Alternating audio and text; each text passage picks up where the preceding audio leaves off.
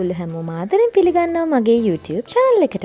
අද මම පෙන්වන්න හදන්නේ air fry එකේ කොහොමද මාළු බෙදගන්නේ කියලා. තෙල් පොඩ්ඩක්වත් දාන්න නැතුව. අපි ගිහින් බලමු කොහොමද හදන්නේ කියලා.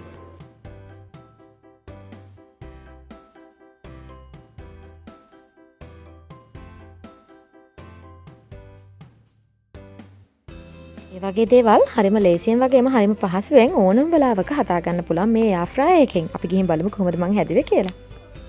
එතන අරන් තියෙන්නේ වරෙහු කියන මාළු జాතිය. ඔයගොල්ලන්ට තෝරමාරු වගේ මාළු జాතියක් යොදා ගන්න පුළුවන්.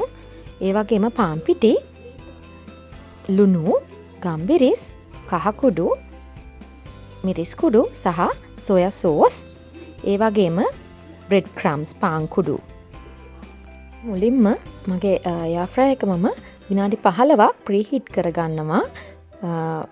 සෙන්ටිග්‍රේඩ් 180ට ටර්න් කරලා.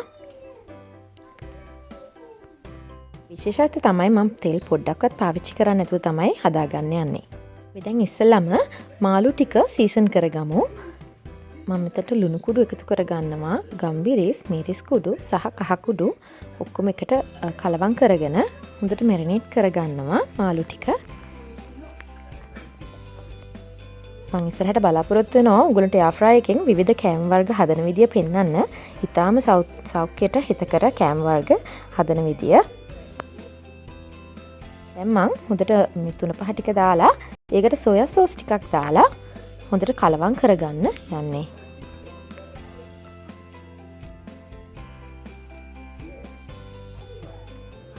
දැන් මම හොඳට පිරිසිදු කරගත්ත මාළු කෑලි වලට දාගත්ත මිරිස් කුඩු, ගම්බිරිස් කුඩු සහ කහ කුඩු සහ සෝයා සෝස් ටික දාලා හොඳට කලවම් කරගන්නවා.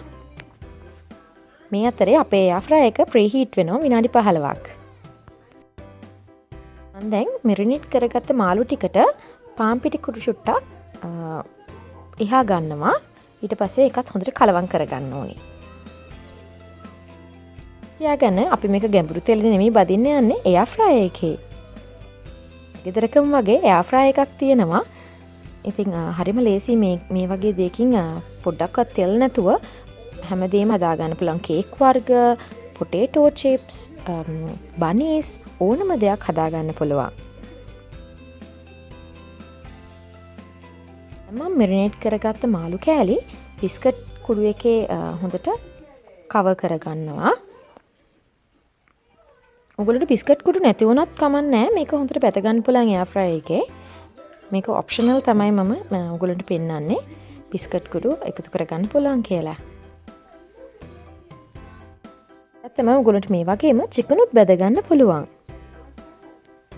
ඕනම මස් జాතියක්, ඕනම මාළු జాතියක් එළවලු වුණත් ඔයගොල්ලන්ට බැද ගන්න පුළුවන් මේ වගේ එයාර් ෆ්‍රයි එකක උපකාරයෙන්. මම මේකට ඔලිව් ඔයිල් චුට්ටක් ගා ගන්නවා උඩින්. ඔයගොල්ලන්ට ඔලිව් ඔයිල් නැත්තම් ස්ප්‍රේ කරගත්තත් කමන්නේ ඔයිල් ටිකක්. නැත්තම් ඔයිල් නැති වුණත් මේක බෙද ගන්න පුළුවන්. කැමති නම් විතරයි ඔයිල් පාවිච්චි කරන්නේ පොඩ්ඩක්. දැන් අපි ප්‍රීහීට් කරගත්ත එයාර් ෆ්‍රයි එකට මම මාළු කෑලි ටික ඇතුලෙන් තියාගන්න හදන්නේ. ඔයගොල්ලන්ට පේනවා ඇති මම ලස්සනට පිළිවෙලකට මේ මාළු කෑලි ටික තියාගෙන තියෙනවා. දැන් අපි එයාර් ෆ්‍රයි එකේ විනාඩි 20ක් 25ක් අතර කාලයක් සෙන්ටිග්‍රේඩ් අංශක 180 අපි මේක ෆ්‍රයි කරගමු.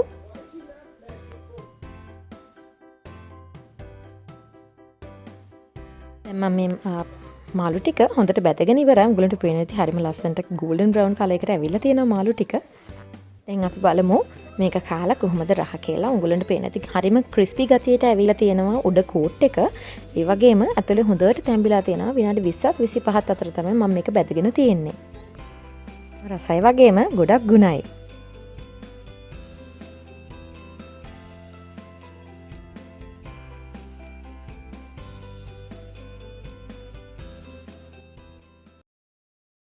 ඔයගොල්ලෝ මගේ වීඩියෝස් වලට කැමති නම් like කරන්න, share කරන්න and don't forget to subscribe my YouTube channel. See you on next video. Bye.